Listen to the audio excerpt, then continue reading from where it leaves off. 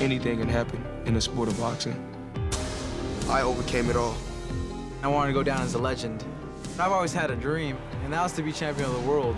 You don't want to give it to me? It's all right. I'm going to take it. This is Ring Life. Floyd Mayweather. I bust my ass to get out the ghetto. And I brought my family with me. I don't fold under pressure. Undefeated superstar Floyd Mayweather began his fiery rise to the top at an early age. My first memory of boxing goes back to Grand Rapids, Michigan. The older guys will get on their knees and box me in the middle of the ring. I run circles around them. And I'd be at the house with my mother. I used to punch the doorknobs with the gloves, punch the back of the chairs. When my dad would do his road work, he used to have a car following behind him. I used to get out the car and run with my father. In the city where I'm from, you know, you always test it. Sacrifice, determination, discipline. What makes me different from any other fighter? I think just being outside the box. Mayweather's commanding presence looms even larger with his massive entourage. Who's on tour with Floyd Mayweather? I got different security teams. My security is not to harm or hurt anyone. It's to alleviate any problems that could happen. There's a lot of people that helped Floyd Mayweather get to the top. God is always first on my list. My grandmother, Bernice Mayweather. My mother has been a heavy influence on my career and my life. Al Heyman and Leonard Ellaby, they take care of the business. Roger Mayweather. Nate Jones wears the bodysuit. Rafael Garcia, he's the eye and hand specialist. We have a tremendous team, and everybody, PYP, play your position. I wake up at 2:30, got to be at the gym at 3 o'clock. I get to the box gym at 3 o'clock. I train from 3 to 5:30, 6 o'clock. Go eat, go to a fitness club, go run, and I may go back to the gym later on that night. When we spar, we don't box 3 minutes. You know, sometimes we box 6 minutes. We put a fresh man in and we keep boxing. We box 8 minutes. Sometimes we box 12 minutes, and then we take one break and come back and box another 12 minutes. We do things different. In the sport of boxing, you got some guys that's power punchers. I use the weight for my neck. You know, you want your neck strong, so when you get hit with a big shot, you're able to bounce right back. Shane Mosley hit me with a good shot. I didn't go anywhere. 6-time world champion in 5 different weight classes. Moving up in weight classes is not something that just happened overnight. It takes time, it's a process. Genaro Hernandez, you know, may he rest in peace, and gave me my first opportunity. Diego Corrales, my first undefeated fighter. Arturo Gatti, I went to his turf. You know, I was getting a lot of threats, but it come with the territory. Oscar De La Hoya, record-breaking fight. Ricky Hatton. Floyd Mayweather has a knockout victory over Ricky Hatton. My whole slogan is bring on all comers. A brilliant performance once again. They waiting for a day to say, I told you he was gonna lose. They waiting for that day. I'm from a family of hustlers. A lot of times you hear it's about the money. In the sport of boxing, it's about a lot of different things. Of course, who don't want to come in the sport and make a lot of money? My ultimate goal was to strap that belt around my waist. At the age of 21, I was only a professional, only a year and a half, and became world champion. As a world champion, I dominated the sport from 1998 to the present time. I go to the box gym, I work hard, I dedicate myself to what I do, and I come back and sit in my $17 million mansion because this is God-given talent. To all the people that think Floyd Mayweather is arrogant or he's an asshole, you're entitled to your own opinion. I have nothing but love for you, and I respect you. A fiercely competitive spirit has driven Mayweather to succeed, but with his children, he reveals another side. I love my babies. Becoming a father is a blessing. It made me want to work harder. I got 2 sons and 2 daughters. They don't judge me for how rich I am, how poor I am. They love me for me. Think about my career and all the bumps in the road. I overcame it all. They couldn't stop me. You line them up and I beat them. I ain't got to point them out, I ain't got to say their name. Who I put a massive ass whooping on, you put them in front of me and I beat them. You got some fighters that say, maybe I'll win. Hopefully I'll win. I know my skills is good. I worked hard. I paid the price. As of right now, I'm a lot older, a lot wiser. I think I'm surrounded with the right team. I keep being victorious and keep being victorious. They say, you know what, this kid is cocky. God bless people in many different ways. And I think that if I was such a bad person, I would have took a loss, a crucial loss in the sport of boxing. A titan collides with a warrior as Mayweather faces rising star welterweight champion Victor Ortiz. I was at the Berto fight. It was truly an amazing show. I was born for this. I was born to be on this level. I was born to handle this. I was born to do this as well. All I gotta say is one thing. They put 41 in front of me. 41 came up short. Not this one.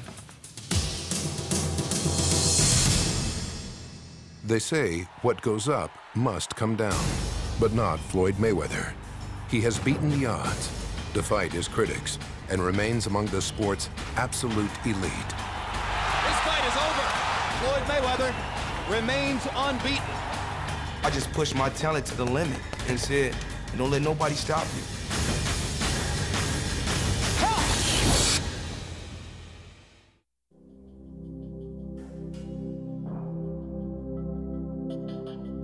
It's the ultimate story. It's not how you get knocked down. It's how you get back up. I've always had a dream and a goal. To me, it was just a matter of time. And that was to be champion of the world. It's hard being the underdog in the world of boxing. But harder still, to have been fighting from behind your entire life.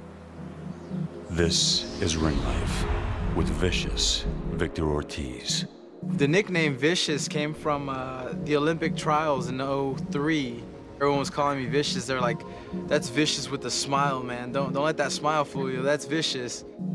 He's a common person, right, that does uncommon things, that he has an amazing story. This is a young man who is a champion by the mere fact that he made it out of high school. Well, I grew up in Kansas, raised in Garden City, Kansas. Garden City weren't the best memories that I've had in my lifetime. My mother and my father, it was kind of odd how all that ended. I was 7 years old. We just went to school one day. We got back from school and my mom was gone. Kind of rough. My dad's an older Mexican machismo type of guy. And he would just find anything to beat us up with. A stick, a 2x4. Well, he's actually done that before. And extension cords, whatever. 12 years old, he just left. I can best describe it as my brother and I were two stray dogs just roaming around. And he's always had to fight, you know? He never had a home. The year came when I had to make my decision, leave Kansas and try to make something of myself. I remember he had told me, he's like, you know what, bro, I have to go do this. He's like, I'll be back someday. Whenever I turn 18, I'm gonna take custody of you. And I was like, no, you won't. I was like, I don't think you'll ever come back. He started crying that year. He told me, you always said you wouldn't leave me. I said, bro, I have to go try to do this, man. I don't really know where, I don't have anything to lose. And then next thing you know, a couple years down the line, he calls me up and he's like, hey, you ready to come with me to California? And I'm like, I just started crying. I was in tears. I was like, of course I am. Makes me feel great because I did a job that I wasn't supposed to do. I raised my parents' child. Which we still have all the custody paperwork and stuff. We were just, when we're moving out, he actually was like, here, look. He's like, look, this is whenever I became your daddy. He's a national spokesman for the big brothers and big sisters because he understands that there's people out there that are very similar to him. Not having anything, knowing what it feels like to be on the other side. You know, boxing's my passion. It's what I live for. It's what I do. But at the same time, I don't let it define me. I'm more than just a boxer. Victor does a lot of things outside of the ring. He loves to surf. He likes to surf a lot. I didn't know Kansas, you know, he's from Kansas, and he came over here and he just started surfing, and it's like, which other fighter out there surfs? Just a hyper guy, I think, man, because this guy, he's never tired.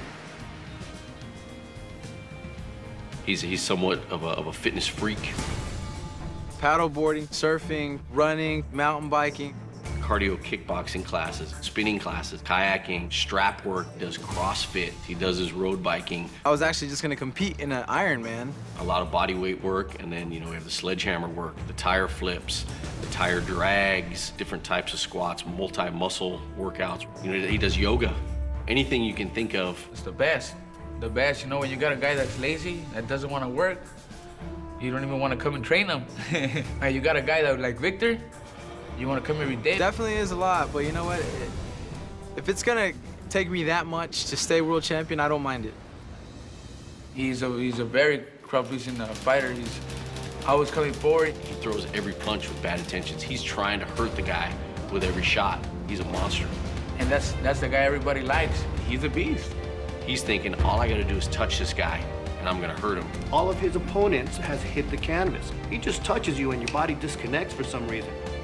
The moment I touch someone, next thing you know, they're on the canvas, I'm like, nice. That's gotta hurt, but that was nice. I think it's about somebody who came from very little, decided that's not what he wanted to be. Against all odds. Yeah, exactly. Victor went against all odds and made it. We're daring to be great. You know, he's a very special person. I wasn't supposed to amount to anything.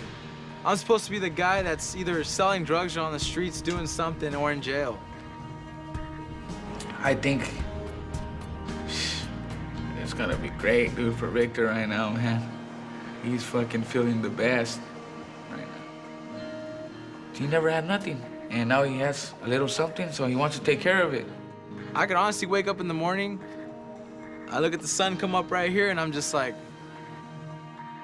dude, you did all right, man.